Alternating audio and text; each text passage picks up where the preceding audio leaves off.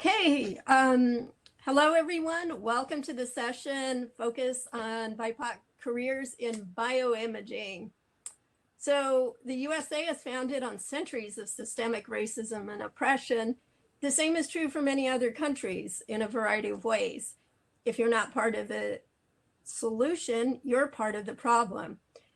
Today, we have some phenomenal scientists who will tell us what can be done, what has been done, and what we can all do together.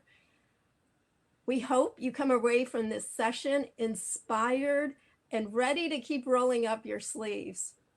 As you listen, please ask yourself, what can I do to be anti-racist as a scientist?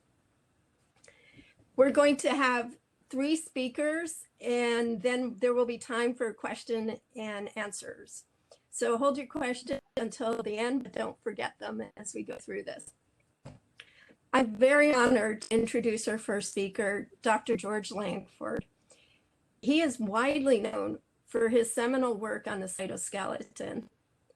He also has decades of experience in key leadership positions in academia and education. He's a powerhouse of just getting amazing work done, both as an imaging scientist, as a scientist, and as a leader in the field. So Dr. George Langford, I'm gonna hand it over to you. Thank you very much, Giselle. I really appreciate that introduction and appreciate the opportunity to be a part of this panel focused on Black, Indigenous, and people of color. So it's a marvelous opportunity. And what I wanted to do was to use my time to share with you a project that I've just begun called Pair Up. This is a new idea that started last summer of 2020. And we have stood up this program and we've had a couple of activities, and I hope that you will find this to be a program that you would be interested in participating in or in some way engaging with us to make it work. So Pair Up stands for Partnering to Advance Imaging Research for URM Scientists program. And I wanted to figure out how to advance my slides.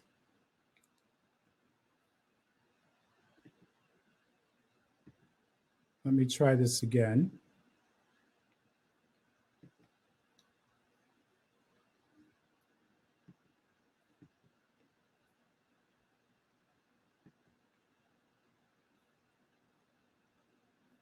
Okay, there we are. So the tagline for our program, Pair Up, is Partnering for Success. And so what we are planning to do, we have a very specific mission. And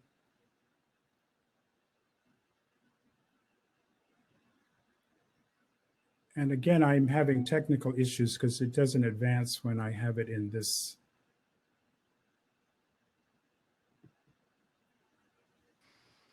Dr. Langford, does your arrow key on your keyboard work to the right? Oh, let me see if that works. Let me try that. There you go. Does that work for you? Actually, it doesn't, but I'll try and do it the other way. Can you see the slides now? It says your mission, yes. Yes, okay.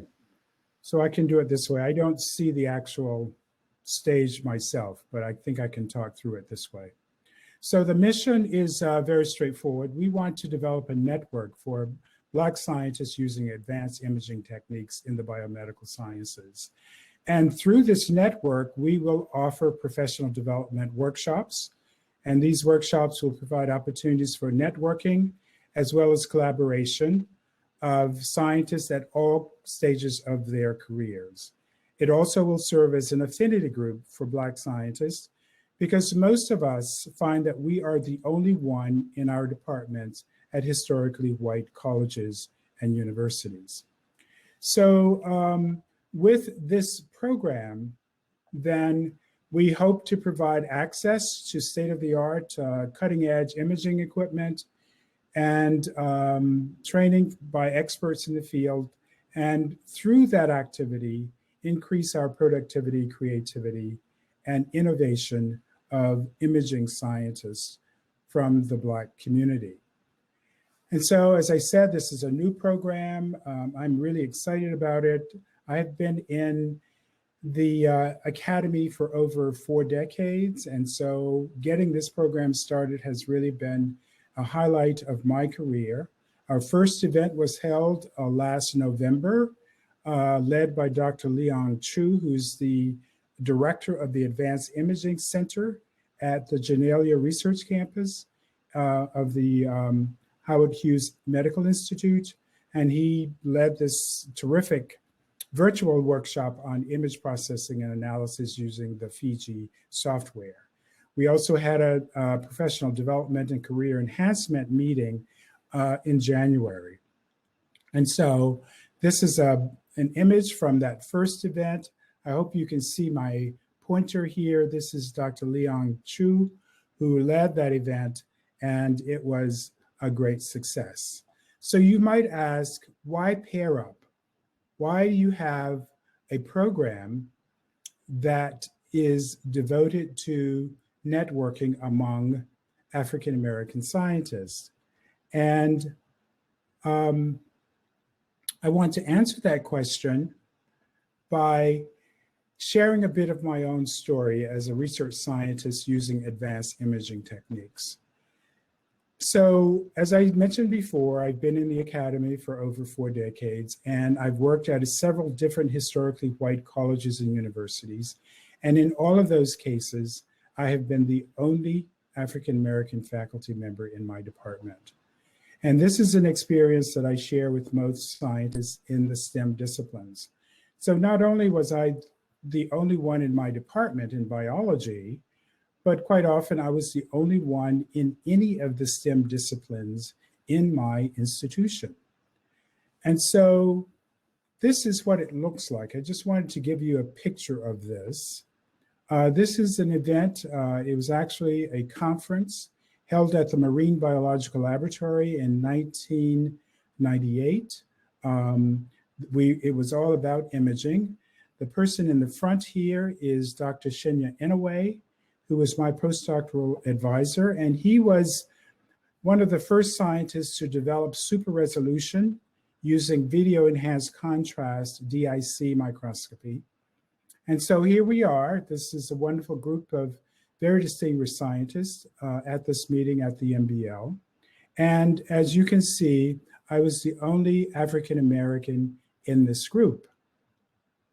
And so you could say, you know, this looked like a very friendly group, wonderful to be part of, and surely it was great to have these colleagues. But the real question is, how does it feel being the only one?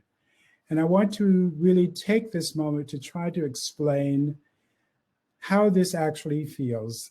In a country where there's a racial hierarchy with whites at the top and blacks at the bottom, isolation in a historically white institution is an existential problem for Black scientists with very poor choices. One choice is to stay and try to fit in, knowing that you will be marginalized, and the other one is to leave and give up your dream. And I know that a lot of scientists have left because these are not very, very welcoming environments. And those of us who stay are marginalized, and we use that term, but the question is, what does it really mean to be marginalized? And I bring this picture back again to point out it's not being at the periphery in the back of this group. That isn't what marginalized actually means. It actually, the best way to explain it, I think of, is thinking of an interactome. So science is a social endeavor. It involves networking with other scientists. And so if you think about the interactions that occur, think of a protein-protein interaction map, but this could be people-to-people interactions as scientists. And so the number and frequency of interactions And the quality of those interactions really determines how well you progress in the sciences. And when you are a Black scientist, what one finds is that the number of individuals that you interact with on a regular basis, the frequency of those interactions, and the quality of the interactions, the actual information that is exchanged, is lower simply because of your race. So again, if I talk about my career, I've worked at several different historically white institutions, 2 flagship campuses of research-intensive state universities, the University of North Carolina in Chapel Hill, the medical school there at the University of Massachusetts in Amherst. I've worked at an Ivy League college at Dartmouth College, and I am now at a mid-size private research university in upstate New York, Syracuse University. And again, at all of these places, I have been the only African-American scientists. So you might ask, how could this be true? Why haven't we made progress over this long period of time? And I just wanted to give you some benchmarks of this time period that we are talking about. So remember that the Civil Rights Act was passed by Congress in 1964 to end segregation at historically white colleges and universities. 55 years later, I remain the only Black faculty member in my department. So you might say that this is a single data point, but I want to assure you that data has been published, and colleagues that I talk to, we know that we are all usually one or one of a very few. And you might say that this is because of a lack of applicants for faculty positions. And this is a myth, it is not true. And I point you again to the landmark study by Kenneth Gibbs, a paper that was published with his colleagues in 2014. They looked at the number of PhDs awarded to URMs over a period of 20 years. And they found that over that period of time, the number increased. We actually increased the number of PhDs awarded to URMs by 9-fold. But over that same period of time, the number of faculty hired from underrepresented minority individuals remained flat. There was absolutely no increase. So it was not about the applicant pool. There were other reasons that this happened. And I refer to this as a major, major failure of historically white colleges and universities, the failure to hire Black, Indigenous, and people of color on the faculty in the sciences, even as the pool of applicants increase. So I want to add that this has happened.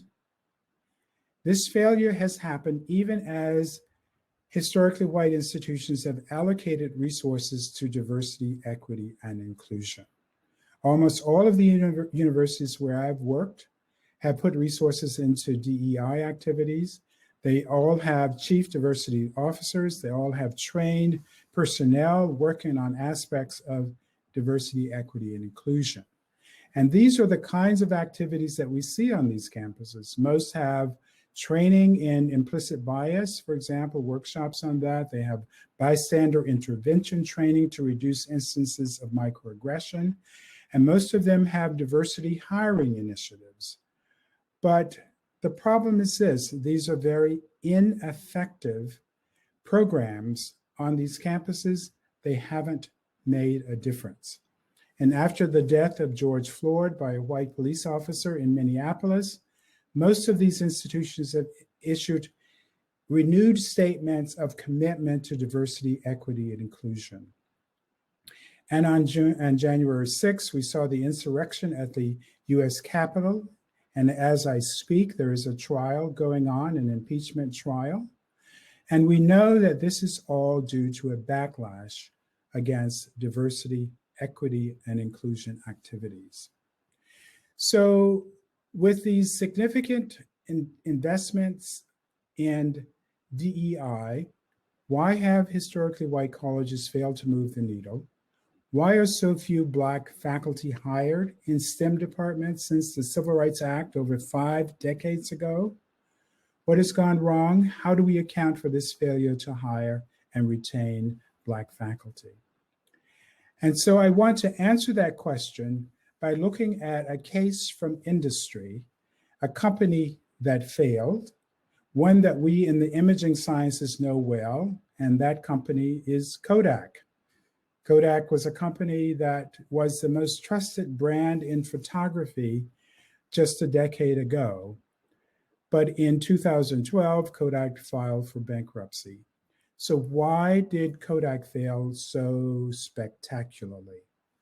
And I think this will be a lesson for us to figure out what's going on in our academic institutions.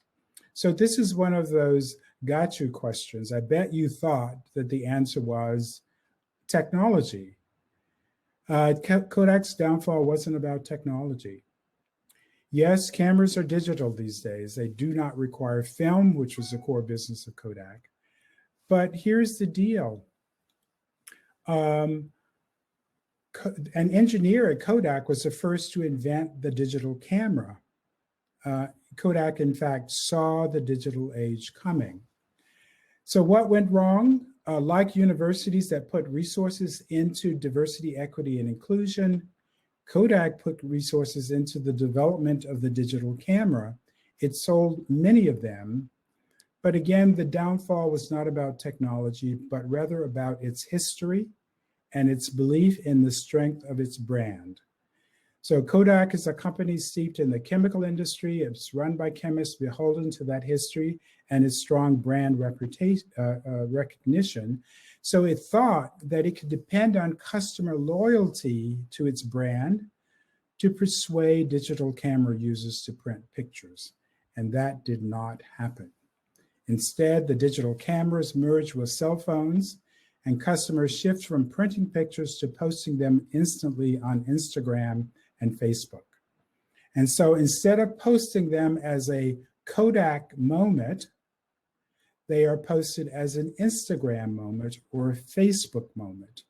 So Kodak failed to realize that it could not retain customers out of loyalty to its brand when customers realized that they could share their selfies electronically without ever having to print them. So Kodak saw the disruptive forces. It really saw them, what was affecting its business, but it failed to embrace the new business model the disruptive forces opened up. So the Kodak lesson, I think, applies to historically white colleges and universities. They are aware of the disruptive forces that are affecting them, but thus far they have failed to embrace the change. So here is the problem. HWCUs have an outdated business model of success. They operate on a model that was established by white academics, specifically white men, to hire white faculty to train white students and provide a white experience. And I refer to this mindset, this outdated business model, as the single source mindset or the Nobel mindset, just to give it a name.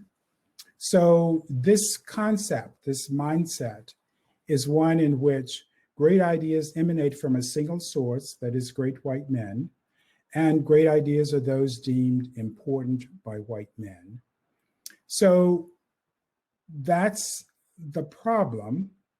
When the doors of these institutions began to open to Black students and departments began to hire Black faculty, we were required to be shoehorned into a model that was designed by and for white faculty.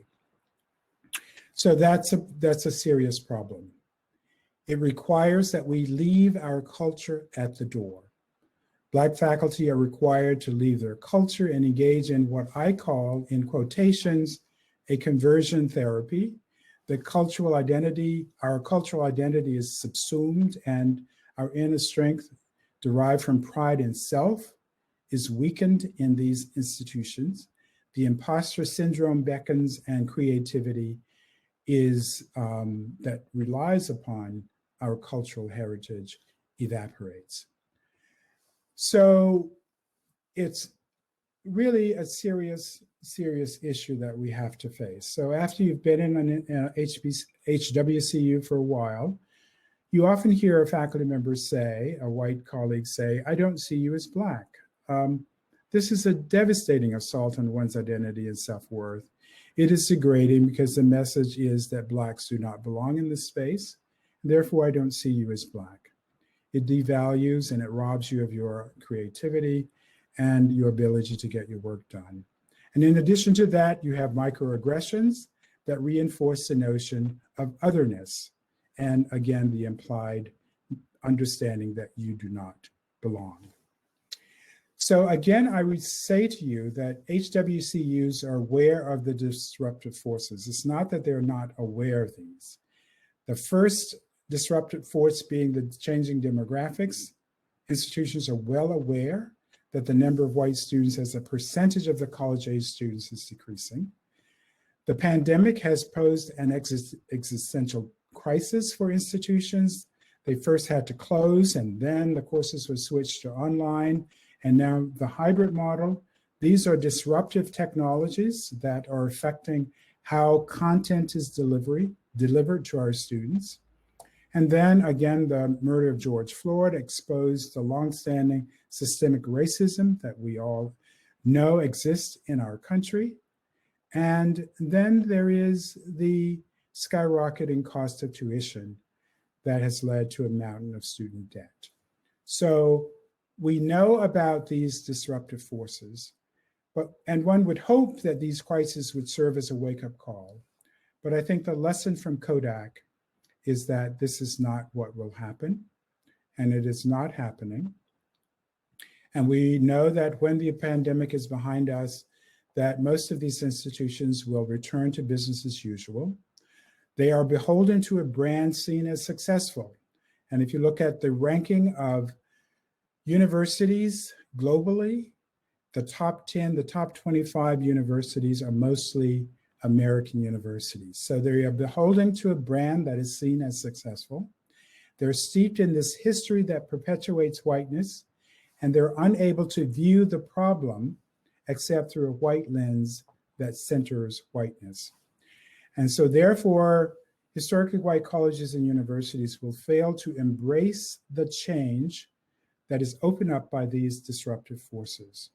So as I peer into over the horizon into the next decade or two, I see the absence of change, that Black scientists will most likely be the only one of a few members of the faculty in the STEM departments. So there is the reason that I decided that we should start a program like Pair Up, a place where Black scientists can bring their whole selves, where Black culture is celebrated, where the program serves as an incubator for innovative ideas so that we don't lose another generation of Blacks in imaging science. Everyone is encouraged to be creative and to brainstorm about ways to realize one's dream. And the mission is to create a space where we flourish and where we can also advocate for change at our home institutions. So we do not want to be shoehorned into an academic model that robs us of our humanity, that does not respect our culture and our heritage. And again, I think of the ideal model as the multi-source model or mindset, or the MLK mindset. And so this is what I mean by that. This is what we would like to see at these historically white institutions. An understanding and adoption of a mindset that understands that great ideas emanate from multiple sources. Great ideas are equally distributed among different racial ethnic groups. Talent is everywhere, but opportunity is not. When you provide equal opportunities and equity, great ideas can flourish from multiple sources. Individuals from diverse backgrounds should be included in deciding on greatness, and there should be practices, policies, protocols, and procedures established to ensure that the multi-source mindset prevails. So that is the change that we would like for institutions to embrace. And I must say, though, that we can't wait for this to happen. So Pair Up, again, is built on these three foundational pillars. Pride in self. All of our activities will be used to reinforce cultural identity and connectedness to others like ourselves. It will serve as an affinity group of shared lived experience. We will use this as a shield to combat the daily instances of microaggressions. And we will also engage in social justice activism. And we use social justice activism not simply as a way to try to get institutions to change, but it's a way to claim our humanness and to claim the right to be treated like everyone else. So Pair Up is the program. Our tagline is Partnering for Success. The conclusion that I want to leave with you is that Pair Up is needed in this moment because we cannot wait for historically white colleges and universities to embrace change, the change to make it possible for us to thrive and flourish in these institutions. So I want to end by thanking the individuals who have been so important in getting this program going. Torsten Willert is my research associate who has worked with me for the last about 20 years now. He was very instrumental in helping me set up this program. And I wanted to recognize Liang Chu, Eric Waite, and Blair Rossetti, who were helpful in getting the program going, and of course, being the instructors for the first workshop that we gave, and the enthusiasm and excitement of Feather Ives, who has been a really strong supporter. So with that, I want to say thank you for the opportunity to share my ideas, and I hope you will have some questions that we can answer later on in the program. Thank you very much.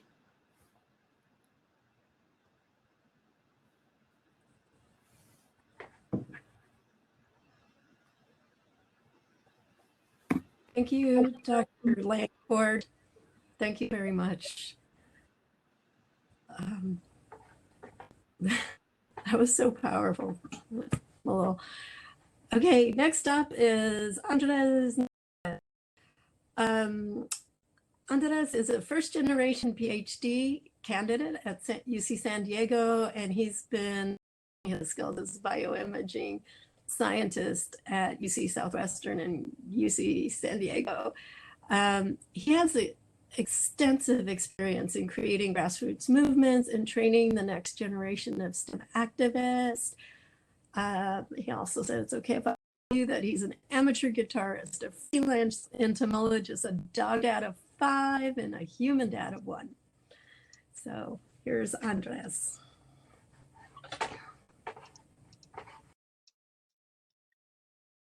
Hello, everybody. Thank you. Let me make sure my slides are available. Are you able to see the, no, you can't see the presentation. Okay.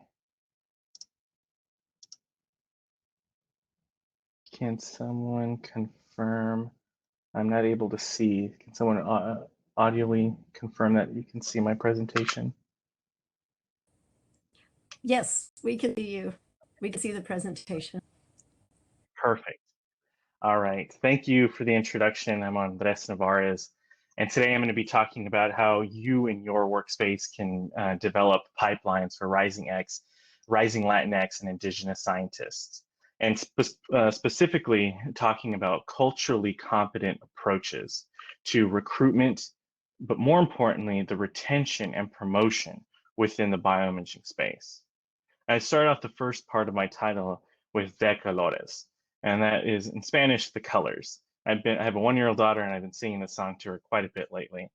And the song, is about appreciating the individual colors of our world, but really enjoying the majesty of all of them together. And I think the sentiment is quite detrimental in the DEI space because, as Dr. Langford talked about, increasing our pool ninefold is not really doing much in anything in the space at all. And so you are here today to get something different because you're interested in making real change. And in order to do so, you need to put in the work, not just in your professional lives, but in your personal lives. And this needs to be an active thing you do every single day. And while it may make you feel uncomfortable to think about everything we're all talking about today, it's okay. We feel uncomfortable every single day of our lives as well. And so once you are willing and wanting to put in that work, and you're here to get real actionable suggestions from those in the space that have been working in it for many years. And you could be feeling DEI fatigue. As we know, and Dr. Langford said, there's been an increase in DEI activity at universities and corporations. And so hopefully you're going to be getting something new from us today. And we're all bioimaging scientists. So before we enter this pipeline, I need a pre-process before we get started. And so the first thing is we need to understand what diversity, equity, and inclusion are. But I feel that we all lose sight of what these terms actually mean in the space. And so for diversity, this is the goal. It is not a process, meaning just increasing is not going to do anything. But in order to get a measure of when you've achieved true diversity, you need to look at the experience of our diverse individuals in the workspace. So are there enough identity mates in my workspace where my identity is not the focal point, but it's not overlooked, it's affirmed and it's embraced, but it's not the focal point in the workspace. For inclusion as well, this is a goal and not a process of individuals feeling relied upon, welcome in the space, valued, and respected. But Andres, you tell us about these endpoints, but what is the process? How are we supposed to get there? And that is through equity. Equity is our process. And to explain this, like many of you have heard today, our reality is there is inequity. There are those with generational power in our society. And I'm not talking about just the positions within a corporation or within a university. I'm talking about outside in our society and our culture that permeates into STEM, academia, and the workspace. Now, many of you may say, well, that's exactly what we're trying to do. We're trying to create equality and have the same footing. But this is not addressing the disadvantages in space, and we're still leaving some by the wayside. It takes true redistribution of equity and power within the space in order to overcome these disadvantages and to make sure that these individuals are going to be succeeding at the same or hopefully exceeding those leaders in the space and creating a different environment going forward. Now, we all want to come to the day where there's real liberation from this system and to dismantle and to create something new that isn't, as Dr. Langford said, white focused. But that will be a conversation for another presentation. So in the workspace, you need to have a very intentional process to ensure everyone has equal opportunity. And I'm not talking about just resources. It's not even a minimum you should be doing, but it's really to identify those that have this disadvantage, the URMs in this space, and to provide actual growth and allow them to contribute and develop and to gain equity and power in this space. So that way they are able to go to these faculty levels or to these director positions within your workspaces where they're able to actually make real change and focus on increasing URMs. Without any power, we're not able to make change in this space. But it's not all kind of doomed in the end. We can do something about it. And I think BINA and bioimaging is able to be an accelerator for change. And I'm going to use myself as an example. So I am a first generation student. I grew up in a low socioeconomic status, a proud product of the public education system. I'm from Fresno, California, high Latinx community, many migrant farm workers, and I was never exposed in my undergrad at CSU Fresno of any sort of imaging or advanced technologies within the bioimaging space. And it wasn't until grad school was I exposed into bioimaging. And as corny as it is, that seeing is believing tagline and actually seeing things that I've never seen before, that hooked me. And so being able to enter this space and develop new techniques and to be able to work on projects has been instrumental for me in order to fund my graduate career and have these opportunities outside of academia. Now, once I entered this space, this public education and there in your background did not prepare you for the rigor of bioimaging and advanced image analysis. Now, this isn't here to shock you or, oh, Andres, I'm so sorry, this is terrible. No, this is something we all go through every single day. But what it's meant to do is, yes, this highlighted my inequity and my disadvantage. But this person who had said this didn't just stop there. They made sure that I was able to have opportunity to grow, to get into workshops, to be able to be mentored by a group that respected me and that valued my opinion and my insights, and to allowed me to contribute equally to a project that took many years and that we were all so proud of. And this is what allowed me to, again, fund my graduate career and to be able to carve out a niche, albeit small for myself currently, and to use as a launching pad to move forward and as a burgeoning young bioimaging scientist within the space. And being in our bioengineering community are able to accelerate this because of the inherent nature and advanced technologies and cutting edge science happening of applying bioimaging to these problems and exploring the space in new ways. And this allows our URMs to be to have more equity in the space above the non-URM counterparts, and to be able to be excessively competitive in the space, so that way we get the opportunities when we're facing these colorblind metrics, which I'll get to in a bit. And now you're thinking, okay, I understand what DEI is, and bioimaging is a great way to do this. But before we continue to this resources of how you can recruit, we need to make sure that there's a framework supporting your new pipeline within your organization. And that starts with culturally competent leadership. And so we've all heard some of these acronyms, and so I've aggregated a few and kind of Frankenstein them here of PACEs.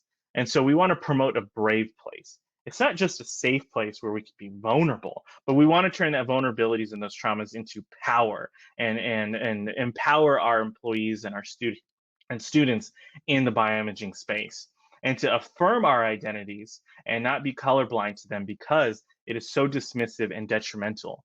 I cannot change how I look, and we need to affirm these identities and make sure that we have communities within our workspaces, and not only just counter spaces for our individual identities, but we need to make sure our allies and counter spaces come together, because without doing so, we are not developing trust and we're not developing tolerance and relationships within our workspace in order to have a cohesion within an institution.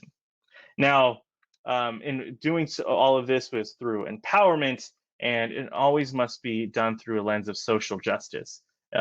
We hope that this focus on DEI doesn't stop, but we all know it will for these institutions, and it takes an active process for you as an individual, especially in a person of power, to take everything you do through a lens of social justice and make sure that you are promoting equity in your institution.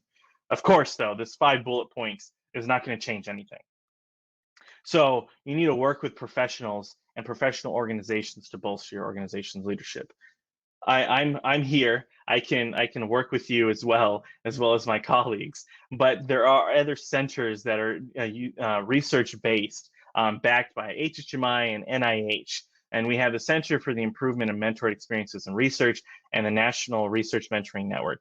And don't take these mentoring experiences so that way you, as you can't apply them into a company workspace, take this as leadership development. So CIMER, you're able to pay, they can come out and they can train your leaders, they can train your employees, your mentees, but then also the tracking bodies of your HR departments or other administrations, so that way you have something to track and evaluate how these interactions are taking place, and has been used throughout the nation in order to improve these mentoring experiences and leaderships.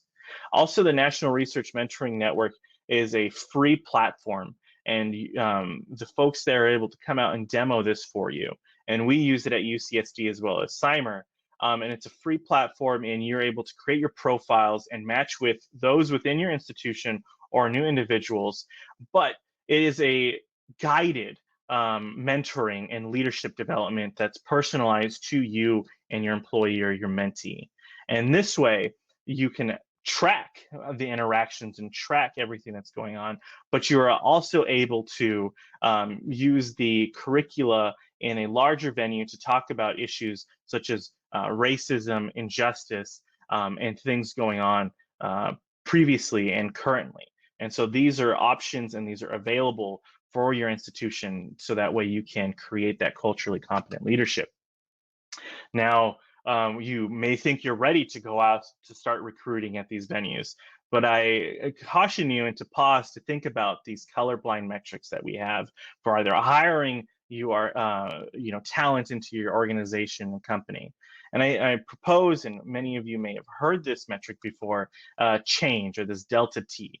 And this is more inclusive to our identities. And I want to visualize this as if we have the PhD as the goal, and we have a first generation student, and then we have a URM in general, and then we have a not, anybody that isn't that. You are at a extreme advantage. And when you get your PhD, it is no small feat that should be dismissed. But with the first generation or URMs, there is a much higher change in order to achieve that state of a PhD. And this metric of change is able to measure and read out abstract features that we're all really familiar with. And that is the perseverance, the grit, the ability to navigate spaces and lean out the window that we've never navigated before. And all of this applies into the highly interdisciplinary and fast-paced environment to bioimaging. And so we're missing out on this quality talent that is extremely qualified and may not even be advertised to about bioimaging, or being simply overlooked. And so it's important to throw out all these colorblind metrics and to really focus on your change, or your delta T, in order to make informed decisions that are inclusive to identities for identifying and recruiting talent. Now that we have those in mind, and we've been primed and processed for this, now we can on what are these venues. And so I spent nearly a decade working with Society for the Advancement of Chicanos, Hispanics, and Native Americans in Science, or SACNAS. And I've started 3 chapters across the nation, being the founding president and working with various groups. And SACNAS has a lot of components that I'm going to highlight. Is one, it has a national conference, and it's a great showcase for Latinx and Indigenous people in just top-notch research in the field, from undergraduates to faculty. But as well, this is a venue for many marginalized groups that don't yet have that voice, or don't yet have those activists or advocates yet. And so we are able to then recruit from these and get ahead from these groups. But importantly, we have the chapters, and these are student-led chapters, but there's also professional chapters. So these student-led chapters are nationwide, and they range from community college to the graduate level. And these are student leaders that are developing in business space management skills, and in the academic space, these leadership skills that are important and put the students at an advantage to be promoted and retained in this space, as well as the focus on research. Now, for a company, if you have a professional chapter, this is a beacon to show that, one, you have enough members there to even start a chapter, and two, that if it's actively being maintained, this is showing that you have a commitment to this DEI, and you're literally being put on the map on the SOCNEST website. And so we have the upcoming conferences for the next 5 years, so that way you can plan your 5-year plan of how you're going to market. And I think what you all need to do is more than just creating a booth. BINA and it can have this booth, and it can be sponsored by different companies and different institutions, and that we need to take the approach of mining these abstracts and these programs to identify bioimaging students. But even so, for me, I've gone to these conferences and I was never exposed until graduate school. And so making sure you develop a space in a breakout room session, so that way you can talk about bioimaging and being able to recruit new students. And it's a very active process, but this shows that you have an interest and you're going to at least be doing this minimum amount of recruiting these imaging scientists. But there's also other places that I've been involved with in other spaces targeting URM scientists. We have the American Indian Science and Engineering Society, and these have national conferences, the Emerging Research National Conference in STEM, ABRCAMS, and being involved in these spaces is, yes, there sometimes may be vendors there, but these are not active process of seeking out students. So in order to really recruit students that may not even be familiar with this space, but again, have the inherent ability to be successful, and in order to attract these students, it has to be an active process. These other organizations are student organizations, and they do have chapters, or the Latino STEM Alliance and SHPE. These are more associations that don't have a real physical presence throughout. But what you want to do, and I think the working group of AIM and BINA has said multiple times, if you want to target those for internships, and you may be nervous, or as an HR department, about discrimination or targeted solicitation because of affirmative action issues, you are able to circumvent this by targeting these organizations, and you target them with your internships first. You wait to get the applications back. You target SOCNEST, you target these organizations, you solicit on the National Research Mentoring Network board, and then you wait to get these applications back and make decisions, and then you could release to a greater scale. This bypasses any issues that you may have in targeting students, and this enriches for these students. Because remember, these spaces are all inclusive. Allies are able to be present. So you're soliciting, but you're also soliciting to these groups that are enriched for these URM populations that you desperately want and need. Now, that's not the end, though. You need to reflect on your pipeline. And this is actually quite the most critical step in this, is you need to have some tracking mechanisms for evaluation of your equity process.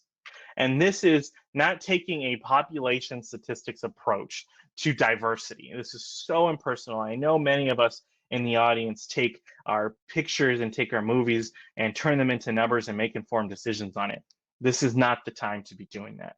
You need to be probing, and especially for inclusion, there's no other way to do this than to probe the experiences. And I don't mean that you take the experiences and you file them away in a cabinet and no one ever sees this, or you dismiss them as this person is just trying to cancel out this boss or this PI or person in power. No, these are critical feedback for you to develop and to train your leaders into better ways, because the fact of the matter, these individuals in these positions of power are bringing in money, and the university is not going to let go of that, and your corporations are not going to let go of that. But at least we can do is to be more aggressively training and more aggressively putting these experiences at the forefront, giving them identification numbers, tracking for the employee and for the student, and making sure these actually go into the files of whoever they are. And having these annual progress reviews, so that way they are meaningfully built upon and incorporated into the institution. I want to thank BINA for this opportunity. We came together in a very serendipitous way at a great time into this opportunity to be talking today my funding agencies, but my family. It was extremely important in making sure that I was exposed to science, even though they weren't sure how to go about it. They made the efforts and made the the research themselves to figure out how they can make sure that my interest and my dream stayed alive, as well as my SOCNUS colleagues. Throughout the years have helped inform me and give critical feedback, and working together in this space has been extremely important. And I have a resources slide. I'll leave it up, and I can make sure that the BINA working group will be able to disseminate this, so that way you have venues and you can focus on these venues, and you have these culturally competent approaches, so that way you can bring these into your workspaces and make sure you are doing everything you can for the recruitment, but more importantly for the retention and the promotion, and to make sure that you're distributing equity in your workspace actively. And any questions can be reserved for the end. Thank you very much.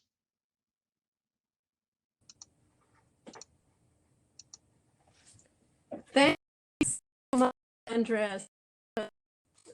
Wonderful and info-packed. And we'll make sure to distribute that list of resources. I forgot to introduce myself. I'm just director of the Merit Microscopy program at Merritt College in Oakland, home of the Black Panthers, the original ones. And also, I'm on the BINA DEI subgroup with other Ives and Meredith Calvert. So Toby is up next. Toby Colston is currently a PhD candidate at UC Berkeley. And she came through the Merit Microscopy program, then turned around and recruited her to teach in it. So she taught biology and bioscience classes while earning 2 master's degrees and running a phenomenally active outreach program. Her classmates called her Superwoman. She's a pioneer in many ways and a leader who has taught me personally so much about life and justice. Thank you for joining us. Thank you. Thank you.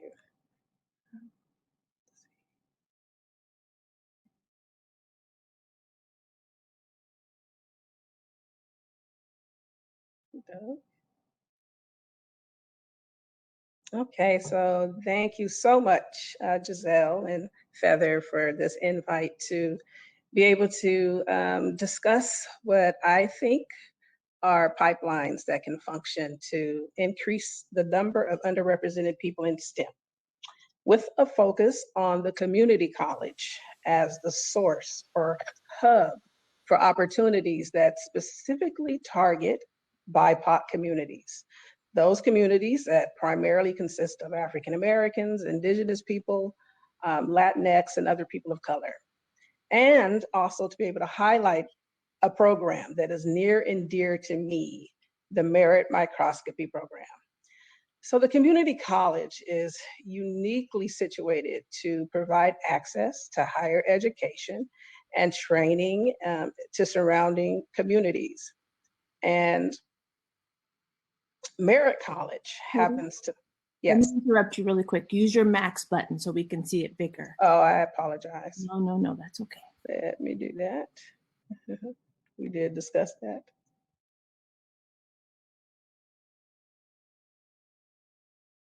Better?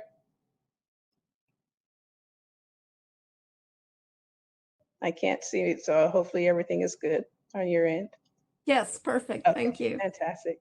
Okay, so again, Merritt College happens to belong to the most diverse community college district in the Bay Area.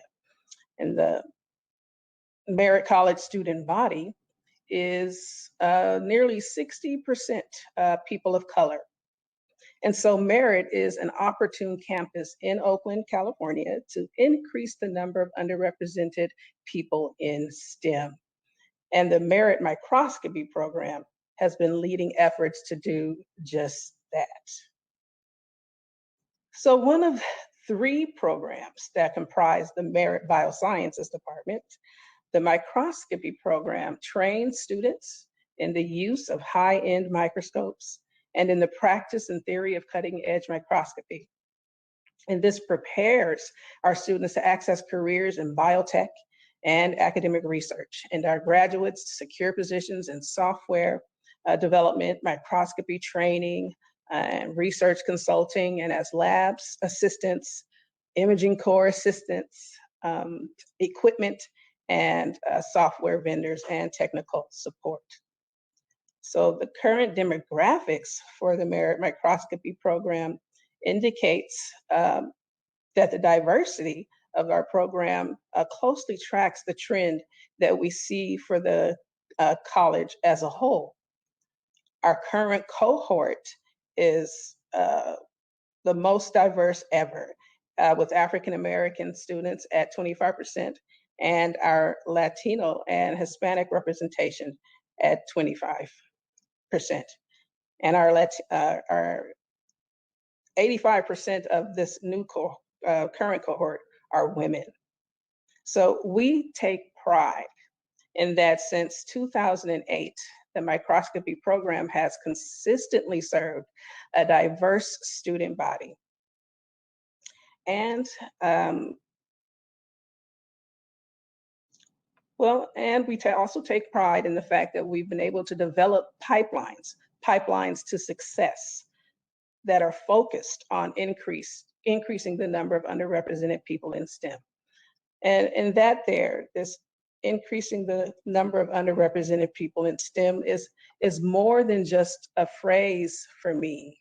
It's been the foundation of my own educational and career growth, because like you've heard, is pretty much the norm for people of color in STEM. I understand quite well what it is to be the only African American in a high-level science course, in a degree program, and in a research lab. And so in describing for you how the microscopy program works to increase the number of underrepresented people in STEM and increase diversity, and really focus and emphasize on increasing diversity in science while recruiting, training, and advancing the careers of our students, I'm going to use an example of student success, and that student is me. And I think Giselle kind of gave a little overview. And so while I talk a little bit about myself, I'm going to share some of my images from when I was a student in the microscopy program. So as a working mom, I returned to school more than 10 years after having earned my bachelor's in cell and molecular biology from the University of Washington. And I re-entered higher education at the community college level. The microscopy program was one that I completed to not only refresh in the biosciences and learn about new biological developments and techniques, but also to become a competitive candidate for other academic programs. The microscopy program provides a path for students to re-enter college, gain training to change careers, advance in their current careers, and become more academically competitive.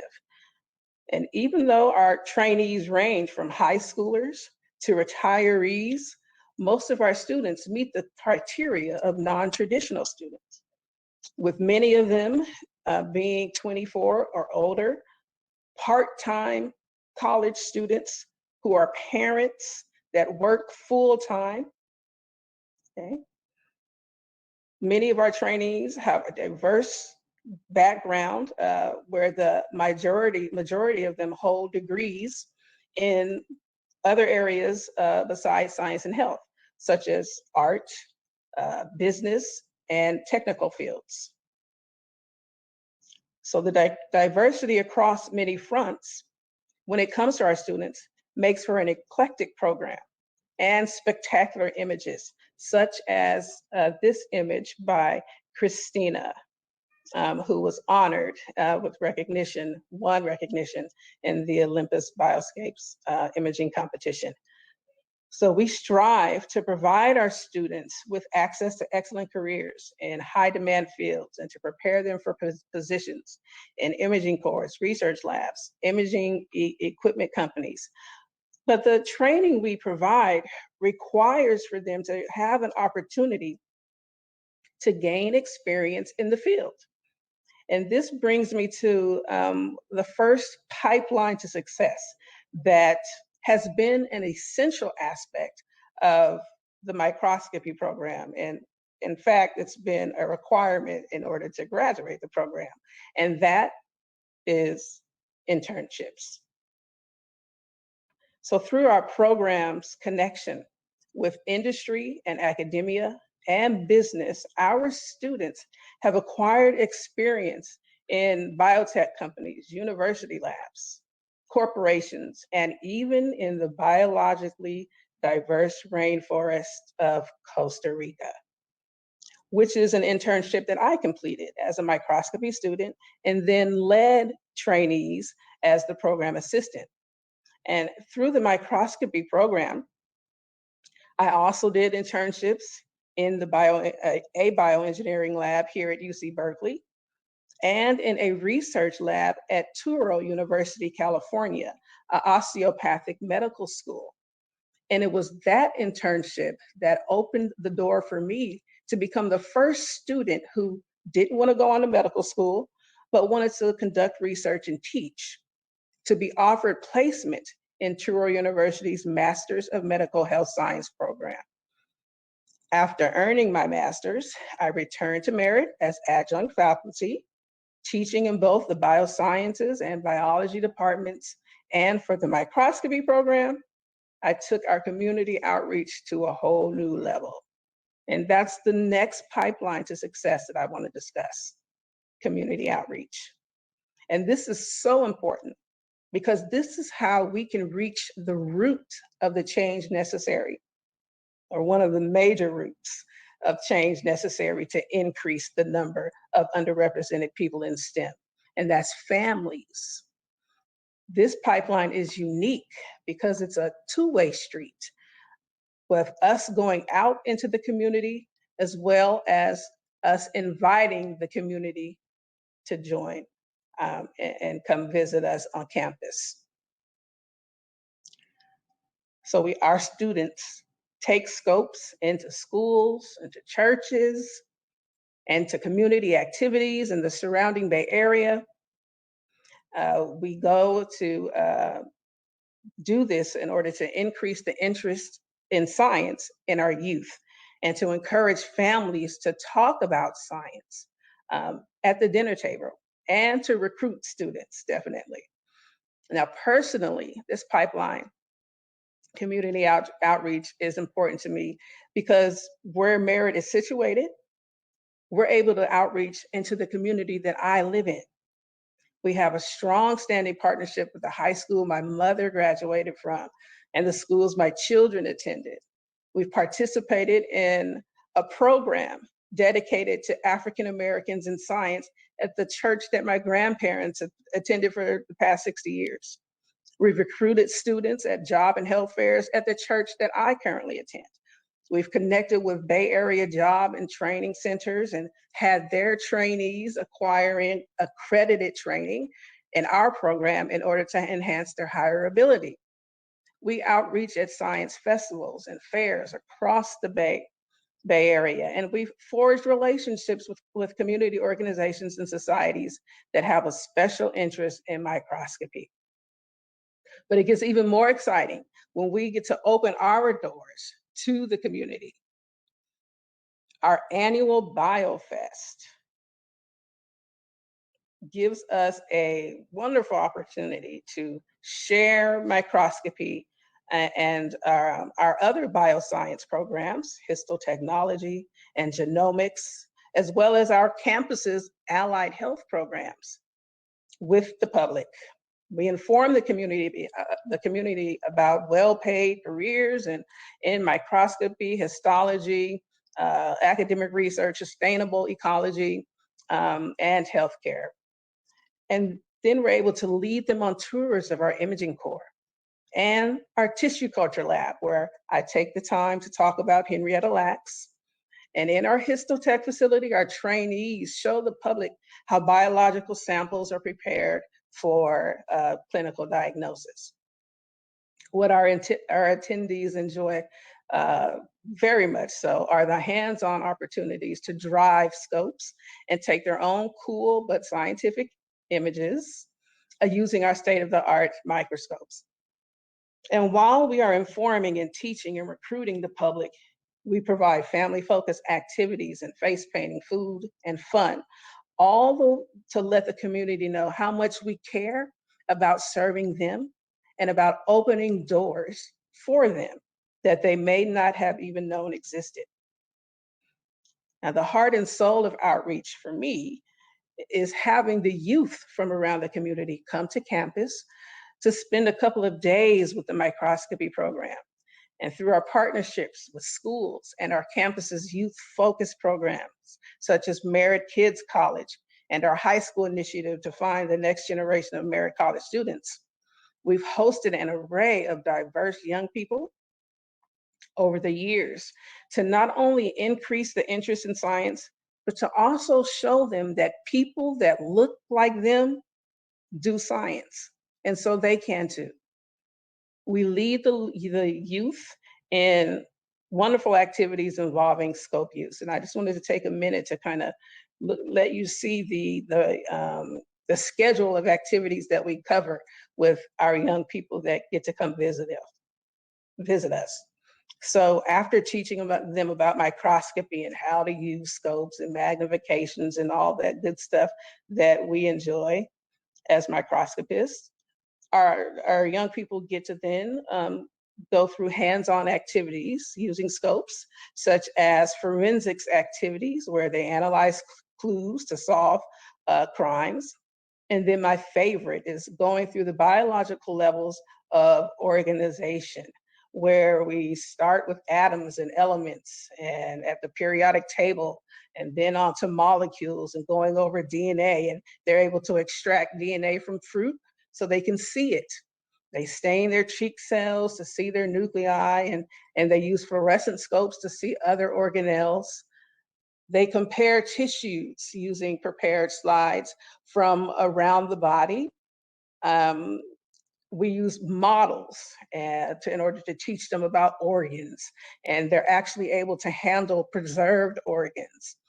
And then, with parental permission, of course, they learn about the human body at the cadaver, just the way that I teach my anatomy students. And the importance, also, I try to convey to these young people, the importance of healthy habits while they're at the cadaver learning.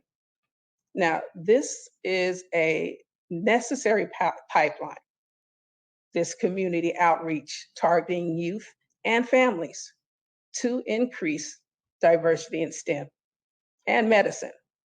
Again, to show young people that people look like them can do STEM, right? To introduce them to new things and to encourage them to explore science. And I remember one evening after teaching an anatomy course, a Latina in our custodial department at Merit approached me and told me that her daughter had participated in our summer youth program. And this mom thanked me for the experience her daughter had, and that she had been so excited about been able to learn about the body at the cadaver. So I always say that if our efforts at this outreach to our young people lead to just one of them to become a scientist or a doctor, then it's all worth it. Okay, so here's another one of my images from my microscopy days at Merit. So while teaching at Merit, I continued my education, as you heard from Giselle, working on a second master's. And then I was admitted to the doctorate program in molecular cell biology here at Berkeley. And I'm currently in my 4th year conducting research focused on breast cancer. And it's always been my goal to earn a PhD. Of course, to conduct research and to answer tough questions. But also important to me is to be in a position to open doors for people of color who have been historically excluded from STEM. My goal after graduating is to return to Merritt College, right, and expand the research component of the microscopy program. And this would entail developing curricula to continue to academically prepare qualified and competitive students for positions in industry and for placement in degree programs. And also, very important, is establishing faculty research at the community college level, where our students can then conduct publishable research. And this is not a new goal for me. This is something that I've wanted to do since being a student. And myself and others in the cohort that I graduated from in the microscopy program formed the Student Research Group, or SURGE. And we developed questions and set out to conduct our own research through partnerships with academic labs. And I hope to establish the research at Merritt and develop a platform that can significantly contribute to increasing the number of underrepresented people in science. NSF data from 2015 shows that the number of African Americans and Hispanic people combined only equated to, in science and engineering, only equated to about 1/4 the total of their white counterparts. And in 2017 data, the number of Hispanics, African Americans, and Native American people in science and engineering combined still trails behind their white counterparts. But no matter how many underrepresented people that we train at Merritt for entry-level positions in STEM, it doesn't mean anything if they don't have upward mobility or can't get hired due to bias.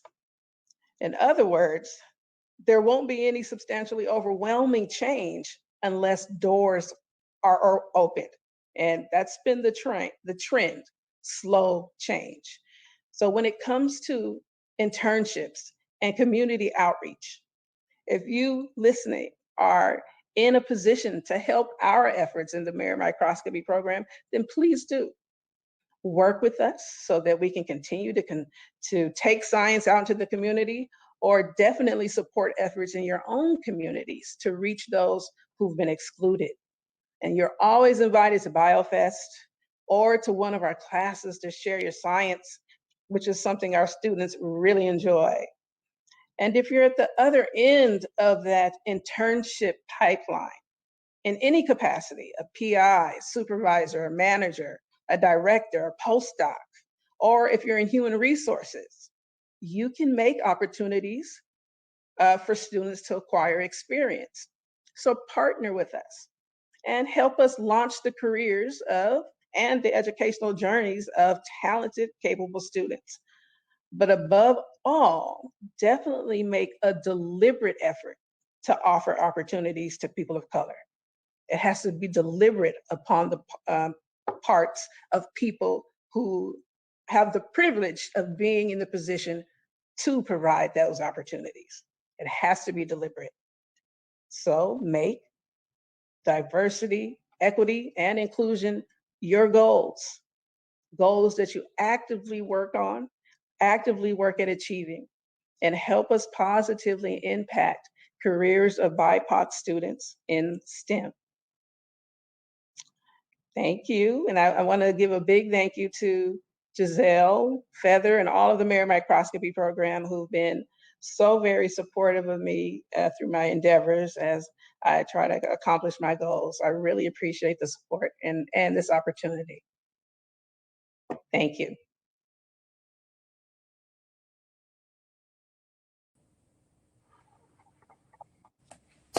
Thank you so much, Toby. That was amazing. Hopefully you're inspired. Everybody's ready to roll up their sleeves and be deliberate and participate. Come back on, panelists. Dr. Langford, please come back. we will continue with questions. And I'm looking for anyone who has questions. Just giving people a second.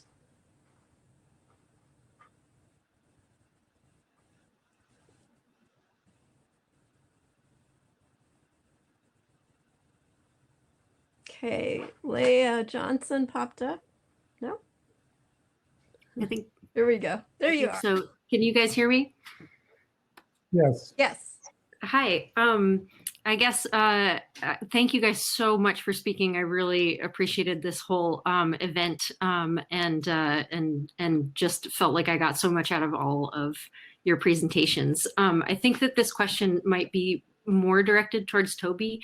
In the lab that I work in, we would like to make a difference, but one of the things that we're seeking right now that I've been specifically looking for is funding to help pay somebody to be an intern in our lab or a research assistant in our lab. And I don't know if the internships that you guys help people find in the merit microscopy program are always paid or sometimes paid. But I guess I'd like to know a little bit more about what an intern would be seeking. And then also if you have any hints for where I could go to apply for funding to help bring somebody onto our team, I would be all ears to hear about that. So everyone can hear me? Yes. Okay. So I think that the majority of our internships, and I think Giselle might know better than me, the individual internships that have spun out of the merit the microscopy program over the years. But many of us go in on a volunteer basis, but would be open to payment. Probably good funding sources would probably be the schools that the students come from. There are programs that are geared towards providing opportunities in science for people of color. Many of them, advertised all over the place. And some that are funneled through colleges and funneled students to universities and, biotech industry and so forth. So there are internship programs that you can partner with, probably universities in your area that have programs geared towards increasing the number of underrepresented people in STEM. Should have programs that you can, inquire about how do you become a sponsor of an intern and how do you get them, from their campus to you.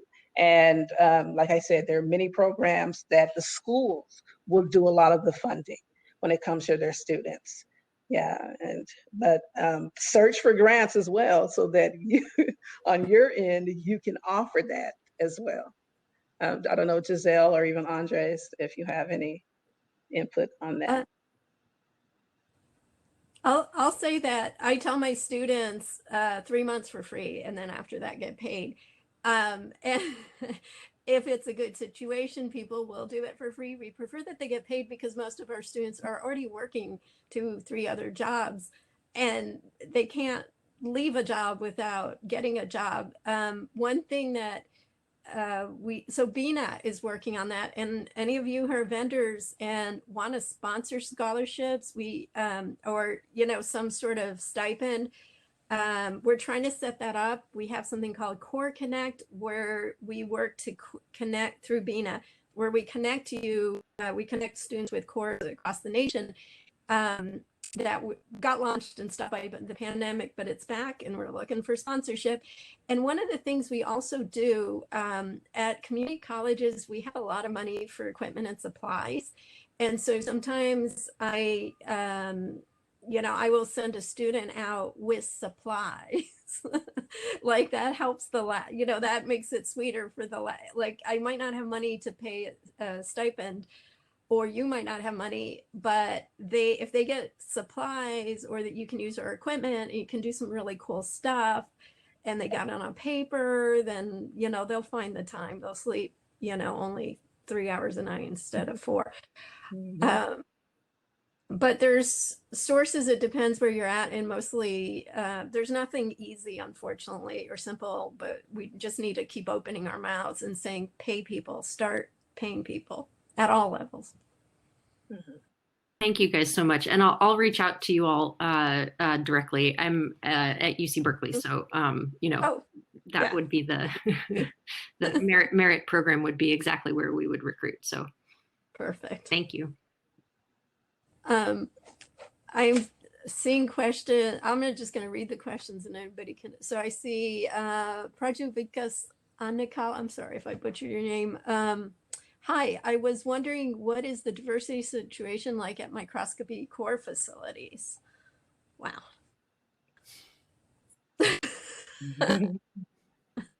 Oh, and Michael, I'll let you go. Does anybody want to field that question on the panel? I'll just say, because I'm part of BINA, we're doing Core Connect.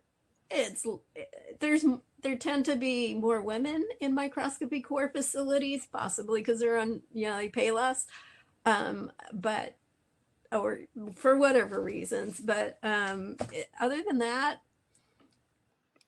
it's the same old crew. Yeah, it's not any more diverse than the rest of academia or industry or anything or the rest of science. Michael Williams, you had a question. Yes, hello, and thank you for each one of your talks. They were really, really amazing. I have a question that's directed to Dr. Langford, and I will soon to be Dr. Colson, right? Do you have any plans to implement any collaborations to historically Black colleges and universities to establish bioimaging outreach programs for African American students? Because I believe the HBCUs are the best avenue to increase the number of Black students in bioimaging. And I say that from experience because I'm a graduate of 3 HBCUs. Michael, thanks so much for that question. We definitely want to include and to collaborate with HBCUs. So I have strong collaborations ongoing with Florida A&M University and Tallahassee, Florida. I have colleagues at NC Central in North Carolina A&T College, and with Fayetteville State University, the college where I graduated. So we are working very, very closely with HBCUs. And as you know, HBCUs represent the best model for training undergraduates who go on to pursue the PhD in the STEM fields. So historically white institutions have a lot to learn from historically Black colleges and universities. So we are definitely engaged very closely with them and want to have their faculty and their students involved in our program. Thank you. Yeah. And thanks, Michael. That's a good question. Well, I'm still trying to get my department to recruit students from HBCUs for the graduate program. Really trying to push them to head to the South and bring people of color here just for the graduate program. But I will say that one of my goals in returning to Merit is to have Merit be established as an HBCU, because it's the home of the Black Panther Party. It's where the Black Panther Party was born. And again, just being one of the most diverse colleges in Oakland with large numbers of African-American students, I want to get Merit designated as an HBCU. So partner with us, definitely, and our imaging core and our students. And if you don't mind, I'd like to make a plug. My master's program was at Fisk University in Nashville, Tennessee. And particularly that program was the Fisk Vanderbilt Master's to PhD Bridge Program, which has, if I'm not mistaken, the highest retention for advanced degrees in the nation regarding minorities, not just African Americans. And I'm thinking not mistaken, 88%, if I'm not mistaken, that has gone through the program and actually achieved the doctorate. And they major in all different subjects or even majors, including biology, not necessarily, bioimaging or biooptics, but definitely, they have the capability of making that transition and actually I would say bridging students into these different universities such as Yale or University of Washington and so forth, or someone that has these type of relationships. So I would definitely recommend, if you can look at their model of how successful they have been in developing these students in these programs, because they are a great example to the entire nation of how successful Black students can be in biology or even any type of, I would say, not just the advanced degree, but even hard science that a lot of people refuse or even try to diminish how well the propensity to learn can be for African American students. So I just want to put that out there. Thank you. Thank you. Andres, do you, just skipping around to the chat, do you want to say out loud what you just put in the chat? Because I think that's important.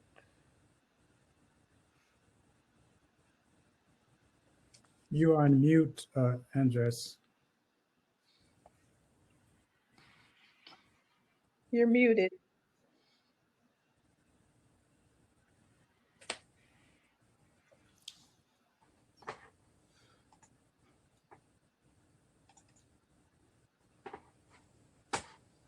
Uh-oh. Oh, Okay, we he's lost gone. it.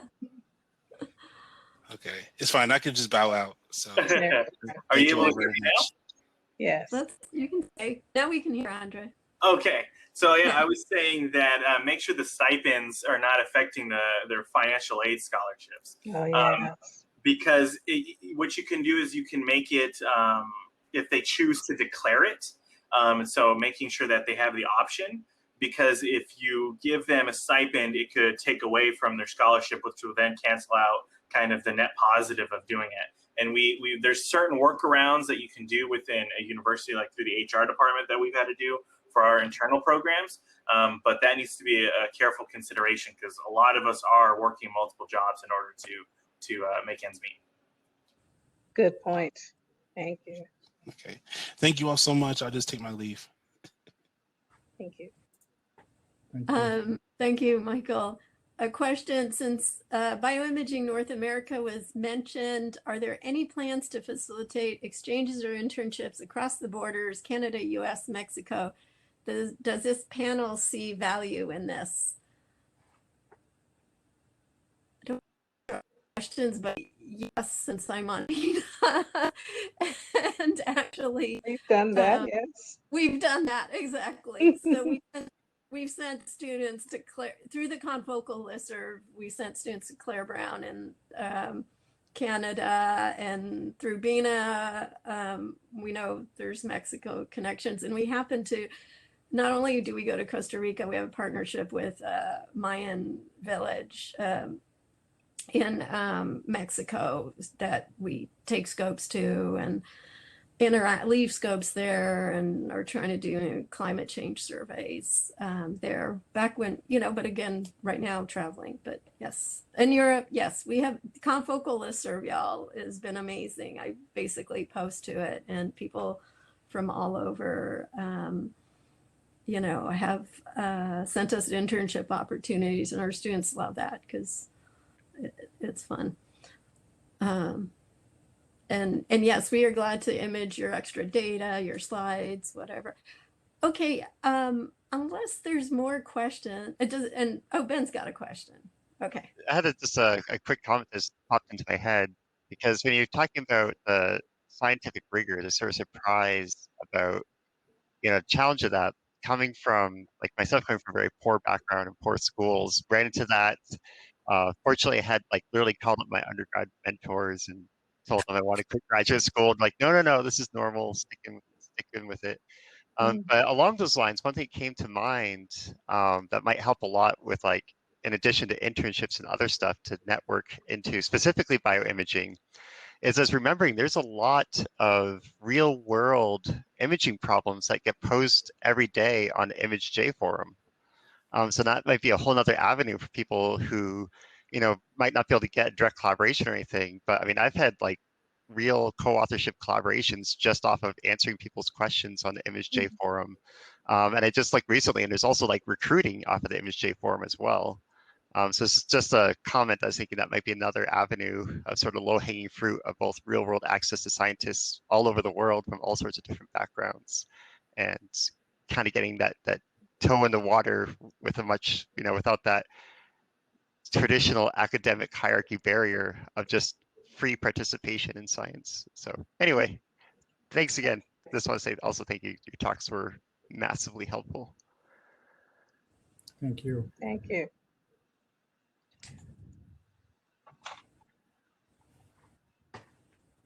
So just checking for questions, and I think a good time to ask our panelists any last thoughts or anything you'd like to, any last comments, basically. Well, I guess the only thing I would say as a summary is that I think what we tried to do on the panel was to cover the entire career spectrum, you know, from undergraduates to graduates to postdocs and then to faculty. And so I think it's important for us to make sure that there is support along the entire pipeline. I mean, this isn't just an issue of getting students interested, getting them into universities and colleges, but it's about making sure that individuals can flourish at each stage of their career.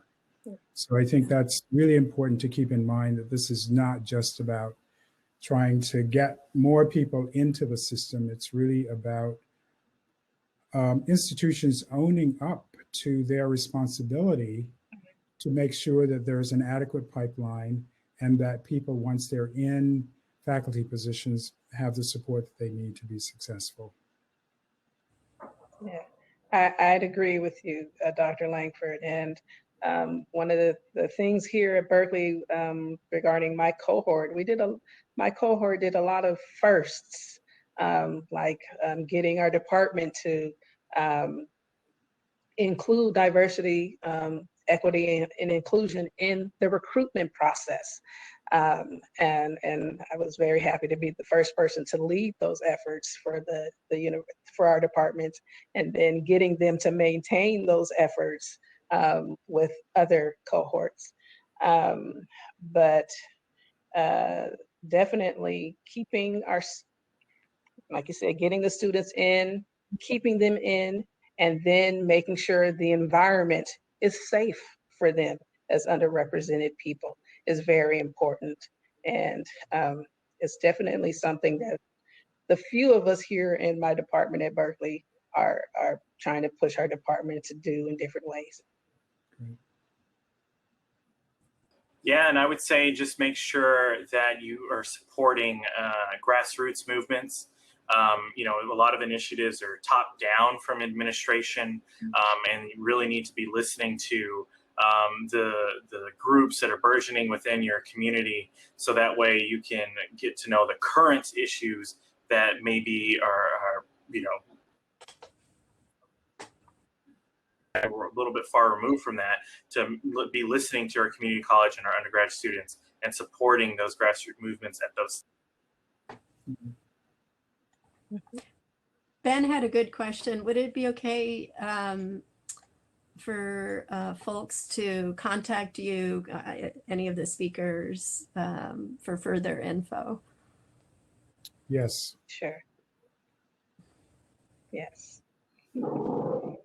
Okay, great. Well, I think this concludes our session. Thank you so much. Thank you. Thank you. Bye-bye. Bye. Bye-bye.